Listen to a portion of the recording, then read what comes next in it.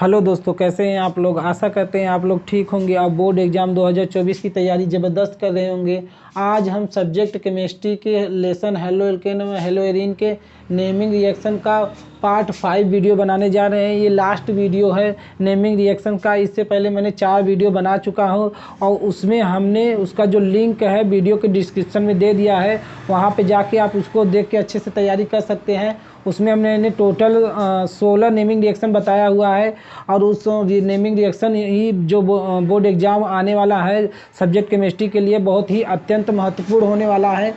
तो आज हम नेमिंग रिएक्शन जो पार्ट 5 है वीडियो है, इसमें हम 2 नेमिंग रिएक्शन बताएंगे, जिसमें जो हमारे इस वीडियो का लास्ट पार्ट होगा। ठीक है, और इस सीजन ये जो हेलो एल्केन हेलो एरीन की जो सीरीज़ चली है इसका लास्ट वीडियो ये है नेमिंग रिएक्शन का। ठीक है, तो चलिए इसके बारे में हम देखते हैं।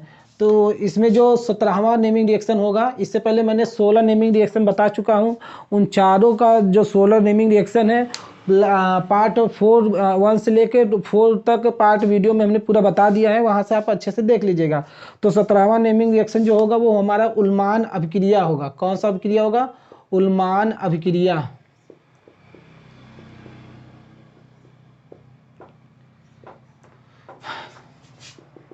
उल्मान अभिक्रिया है। अब ये अभिक्रिया क्या होता है, इसमें हम आयोडोबेंजीन या ब्रोमोबेंजीन को लेते हैं और किसके साथ रिएक्शन कराते हैं? कापर के चूड़ के साथ, कापर या सिल्वर के चूड़ के साथ इसका रिएक्शन कराते हैं, यानी गर्म करते हैं। तो जिससे हमें क्या मिलता है? डाईफेनिल मिलता है। क्या मिलता है? डाईफेनिल मिलता है। तो हम यहाँ हमने एग्जाम्पल ले रहे हैं C6H5Br को हमने क्या लिया? इसके 2 अणु ले लिया, कापर के 2 अणु के साथ इसका रिएक्शन करा दिया। वो भी किसके गर्म करने पर? इन दोनों को लेंगे और गर्म करेंगे तो हमारा बनेगा क्या?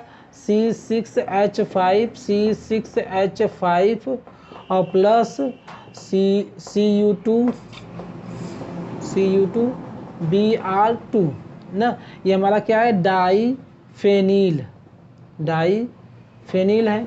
इसी प्रकार हम आयोडोबेंजीन भी ले सकते हैं, उसका भी हम रिएक्शन नीचे लिख दे रहे हैं। 2C6H5 इसके भी 2 अणु लेंगे क्योंकि डाईफेनिल हमें बनाना है। तो हम आयोडो ले लेंगे, आई ले लेंगे आयोडो, प्लस इसको भी कापर के 2 अणु के साथ हम क्या करेंगे? गर्म करेंगे। तो जिससे हमारा फिर क्या बनेगा? C6H5 ये भी हमारा क्या बन गया? डाईफेनिल। क्या बन गया? डाईफेनिल बन गया। और उसके बाद प्लस क्या बनेगा? Cu2I2।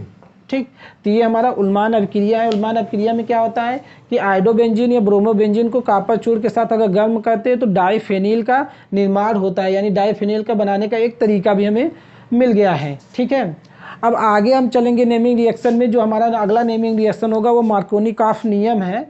उस नियम में क्या होता है उसके बारे में हम पढ़ेंगे। ठीक है, तो मार्कोनी-काफ नियम क्या होता है? मार्कोनी-काफ नियम को अगर हम देखें, हम यहाँ लिख दे रहे हैं इसका नाम, मार्कोनी-काफ नियम। मार्कोनी-काफ नियम। तो मार्कोनी-काफ नियम में क्या होता है, इसमें हम एल्कीन लेते हैं, असम्मित एल्कीन लेते हैं। ठीक है, सम्मित एल्कीन के लिए तो कोई भी नियम लग जाएगा। इसमें हम असम्मित एल्कीन लेते हैं, जिसमें क्या होता है हम हैलाइड को जो हाइड्रोहैलाइड होता है उसके साथ हम इसका रिएक्शन कराते हैं। तो वहाँ पे हम देखते हैं कि जो हाइड्रोजन है वो किस कार्बन के साथ जुड़ेगा और जो हैलोजन वाला तत्व है वो किस कार्बन के साथ जुड़ेगा, उसके बारे में हम देखते हैं। तो चलिए हम इसके बारे में देखते हैं। तो हम यहाँ एक एल्कीन का एक उदाहरण ले लेते हैं। ठीक है, एल्कीन का हम एक उदाहरण ले लें जो असम्मित कार्बन के लिए होगा। तो हम यहाँ ले लेंगे CH3 CH double bond CH2 ना। हम एक एग्जांपल यहाँ ले लिए। अब हमने क्या किया? HX यानी इसके साथ हमने रिएक्शन करा दिया, HX के साथ इसका रिएक्शन करा दिया। अब HX यानी ये हमारा X जो होगा वो हैलोजन तत्व होगा। अब हमको यही पकड़ना है कि ये हैलोजन तत्व किस इन मतलब असम्मित कार्बन में जो डबल बॉन्ड है इसमें किस कार्बन के साथ जुड़ेगा। तो ये उस कार्बन के साथ जुड़ता है जिसमें हाइड्रोजन की संख्या कम होती है। जिसमें हाइड्रोजन की संख्या क्या होती है?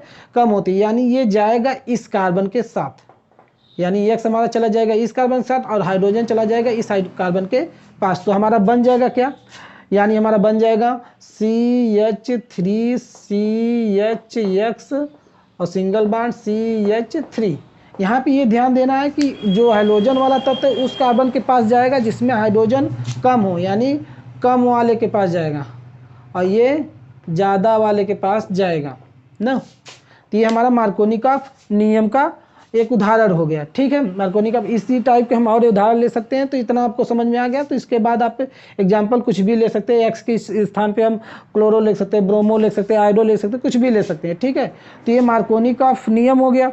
अब इसी का एक अगला पार्ट होता है एंटी मार्कोनिकॉफ नियम। वो क्या होता है, तो उसको हम ऊपर वाला मिटा दे रहे हैं, ऊपर वाला रिएक्शन मिटाने के बाद उसी में हम बता दे रहे हैं। ठीक है, तो इसका स्क्रीनशॉट ले लीजिएगा जिससे आपको समझने में आसानी होगी।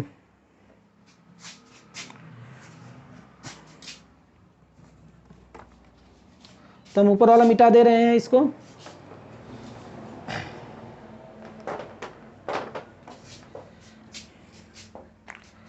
अब एंटी मार्कोनिकॉफ समझते हैं, इसी का अगला पार्ट है एंटी मार्कोनिकॉफ। Anti Markovnikov